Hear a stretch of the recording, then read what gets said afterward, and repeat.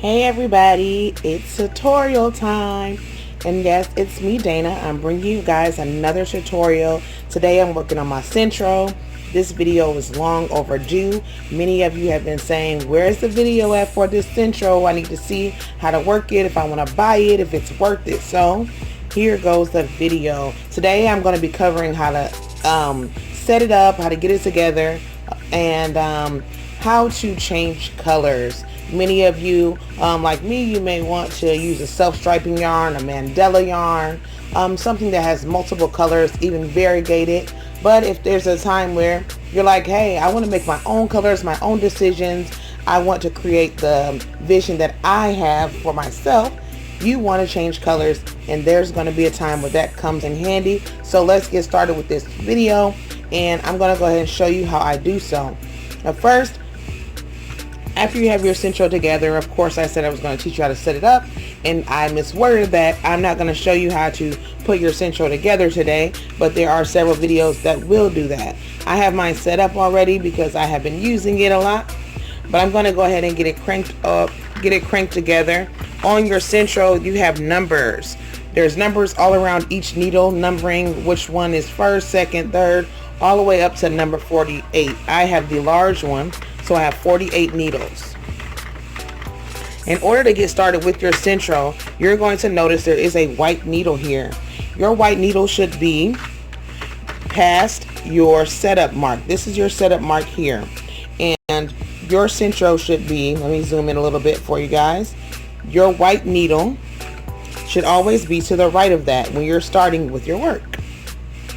Your white needle should be here. So if your white needle's here, you'll begin to start and you're going to begin to thread. So I'm going to go ahead and show you how I thread mine, how I begin, all that good stuff. Let me figure out what color I want to start with. I'm just going to go ahead and start with the color black. Now for many of you who know, if you're starting with your Sentro, if you're making a hat, you're making a beanie, whatever you're making, you're going to need some waste yarn. And when I say waste yarn, it's a yarn that's contrasting to any color that you're already working with. So I like to use a really vibrant color most of the time, just because I want to make sure I can see the difference in it, and I can make sure that it is visible, so that way when I'm ready to cut it out, I'm ready to discard it, I can see what I'm working with. So I'm going to begin with a lime green. As you can see here, I'm going to go ahead and begin with the lime green. I'm going to do about 5 rows of lime green. That's one thing I like about the Sentro. As you see here, there is a row counter, so this really comes in handy, especially with the 48 needle. Many of you may notice there's different sizes, and they don't come with a row counter. You can add your own row counter to them, but this one is the only one that actually comes with it when you buy it in the Sentro brand. So to get started, I'm going to zoom in a tad bit so you guys can see what I'm doing. I'm going to go ahead and begin, and when I start off, this is going to be a manual crank job. So I have a crank here. I'm going to be zooming back out again, but in order to start that, you're going to be weaving in and out. So you're going to go under your first one, which is a white. You're going to go behind the other one, the next one, and you're going to crank as you go. So I'm cranking. I'm going to zoom back out again so you can see exactly my motions. I'm going to be cranking and going under, cranking and going behind. Oops, I'm sorry guys. Let me go ahead and get started with that again. Just because I lost my items. I do have, my Sentro is not, let me share it with you guys. My Sentro is in repair right now. My Sentro has currently been broken because I have been careless and I did not take it into I took it to the bowling alley with me, and I never detached my gauge piece or my gauge piece, and it actually broke. So I have to hold it in place, and I forgot. But what you're going to do is place your yarn inside. That's what you're going to do. Place your yarn inside, and now you're going to go ahead and do what I told you to do before, going under the first one, behind the second, okay, and then you're going to go in front of the next as you're cranking, behind, in front. Let me zoom in a little bit because you see I'm cranking already. You know I'm cranking. And you're just going to continue going manually. This first row is always going to be manual. So you're going to go in front, behind, and front, behind, in front, behind, all the way around. You're just alternating, guys, in front and behind, all the way around. And I'm gonna slow down a little bit. So you're just gonna go all the way around. And I'm kind of moving a little fast. So I hope you guys can see what I'm doing. And you're just alternating all the way around. And like I said, this is my waste yarn, guys. So when I'm done with this project, this yarn will be discarded. I'm gonna get it out of there, pull it on out, get it snipped and cut out. Okay? And so we're just gonna keep going all the way around with this. All the way around. Okay? And you know you did it right if your next stitch is the white one and you're supposed to go under. And it calls for you to go under, so you know you're doing right. Okay, so now I'm gonna go in a little bit more and share with you what I'm doing. Alrighty, guys, I don't know exactly what just happened, but what we're gonna do is I'm gonna share with you how I go in. And in order to not drop stitches, because I know some people are worried about dropping stitches with this machine, you're going to want to, let me go in here. If I can zoom in for you guys, I want you to see exactly what I'm doing. If you can see. Pardon me, guys, I do not want to, trying to find a good way to show you how I'm loading this. Maybe I'll come from this angle, from the front.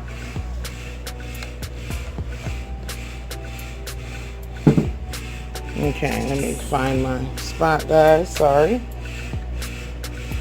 for the crazy camera, handheld camera right now. I really want to show you how I'm loading this, but I don't know if I'm going to be able to show you exactly. Maybe I can get that angle. Sorry, guys, I know it was crazy. Okay, so what we're going to do is we're going to go inside of here. There's a gap there, if you can see it. If you have this machine, you know exactly what I'm talking about. You're just going to slide it right inside that gap, and you're going to pull it out there, just like so. Okay? There we go. I did it. I figured it out. Okay, so now that we have that, if you're fortunate to have your actual pieces here, you would be doing, since I'm using a worsted weight yarn, I would be inserting mine into the second hole. This first hole I would use for my Kieran Simply Softs, my Mandelas and things like that, but I would always use my second hole for my worsted weight yarn. And so if you're there right now, insert yours into your second hole. If you're like me, you may have to do some holding. But other than that, we're gonna start cranking. Okay, so let's go ahead and get cranking, and let's begin our waist rows, which are just going to be like 5 rows. We're going to just crank them until we get to the row 5. Okay, we're going to crank until we get to row 5, and then once we get to row 5, we're going to have some fun, and we're going to start working on, I'm thinking maybe a hat or a scarf, either one. So just keep cranking and making sure that, you know, you're watching your stitches. They should be, once you have them inside of that gauge holder, and you have it placed firmly into that space in the front where we were talking about, if you have it firmly pressed into both pieces, you should be not missing any stitches. But just make sure you check and see. Sometimes if you haven't used your crank a lot, it can act up sometimes, but for the most part you should be really good. So I'm just cranking, and I'm holding mine down. I'm holding my yarn down just because, of course, like I told you guys, I don't have my piece. Okay, and I'm not on any glass or anything that can suction this down, because usually with the Sentro there are suctions where you hold your piece down. So mine is kind of sliding, so don't mind the slide, guys. Okay, so you're just gonna crank it. Right now I'm at row 3, if you can notice. Well, now I'm at row 4, if you can see that. Okay, and I'm thinking I'm just gonna go to row 6. I'll go to row 6 just to have a little extra yarn there. Okay, row 6. So now what we're going to do is, guys, we're going to start our actual piece. So in order to start our piece, I'm going to leave a nice amount of yarn. Usually everyone always says about the circumference of your machine. So you can go around your machine and measure that out to make sure you have enough. And then after you're done with that, you're going to continue going until you don't stop until you get to the actual white needle again, okay? So just keep cranking until you get to that white needle. Don't cut it until you get to your white needle, okay? Where are we at? I'm checking. Make sure you look and check. Okay? So I'm checking. I'm going around again. So you'll figure out what row you want to stop at.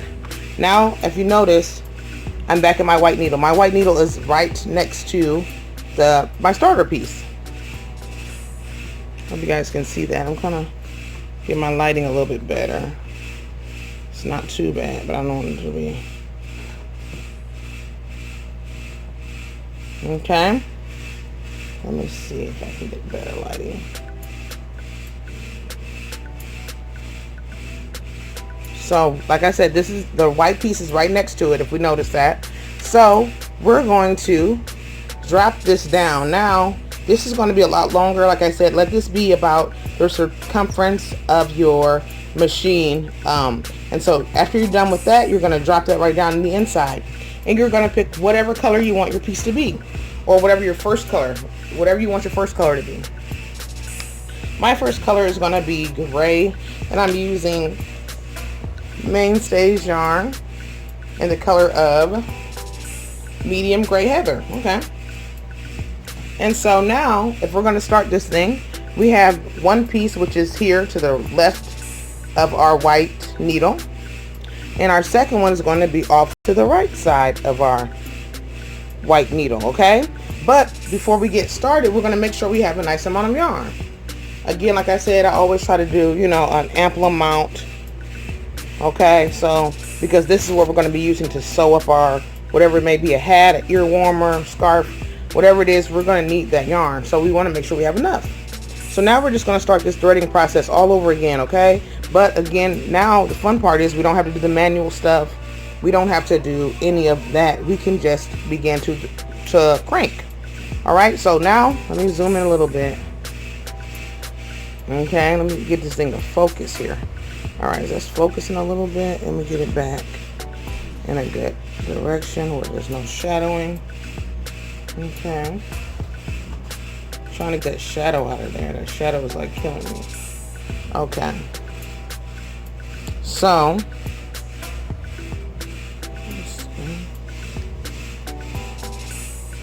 now, like I was showing you guys, I need to tilt this up. Alrighty, there we go. So, like I was showing you guys, we're going to be on the right side. So you're just going to tuck it on your right side of your cranking machine, of your white needle. And then you're going to just go right back into that threading spot right there, like we went through before. Okay, so make sure you're inside that front one. Okay, and then this one here. And then you're just going to hold it, put it back into your number 2 spot, or whatever yarn you're using today. It might be Karen Simply Soft. If that's the yarn you're using, go into that first one. If you're using something a little thicker, you want to go to that third one. Okay, so now you're just going to crank. Okay, so now you're going to crank. Now you're going to keep cranking until you get whatever length you desire. Now if this is a hat, I like to do a total of 140 rows for my brim up hats. Now if you're going to be making a brim, you're going to want to do something like 140. Alrighty guys, sorry about that. I'm not sure exactly what's going on, but what I wanted to tell you guys, if you're going to be doing a brim cap and you want to fold it up, if you've seen some of my pictures, you're going to do 140 rows. And you're going to divide the 140 rows, if you want different colors, you're going to divide it by 70 each. So you're going to want to do, if you want a black and red beanie, you're going to want to do 70 rows, and not counting the ones we started already. So after you're done with this, you're going to actually clear it out, because you want to start over from the beginning. You don't want to count those 5 waist rows. You're going to want to do 70 of the black, 70 of the red. And then that's how you're going to have your 2, it's going to be also reversible, but when you fold it up, you'll have that brim color that you want, and then vice versa, you can turn it inside out and have a different brim color. So that's an awesome tip. Another way you can do it, if you don't want a brim, you can do about 85 rows total, and that will be just no brim. That'll be just, you know, a regular beanie, and you can do it just like that. So if you just want to do like a one color and no brim folding up. Also, what I wanted to tell you guys is that if you want to do multiple colors in different rows, we're going to go ahead and do that. So there's where we're going to get started with that. I hope you guys can see this. It's kind of washed out. My camera's acting up on me, guys. Okay, so let me see how I want to do this. Now we're just going to keep cranking like I said before. Right now I'm just going to go ahead and crank for about, what should I make, guys? I'm thinking about, maybe I'll make a hat. So I'll do the 140 rows. So I'll share with you how I do it. I'm going to go ahead and do 70 rows of this gray, and then I'll do 70 rows of black, and I'll show you how I change colors. So I'm just going to go ahead and crank it out, guys.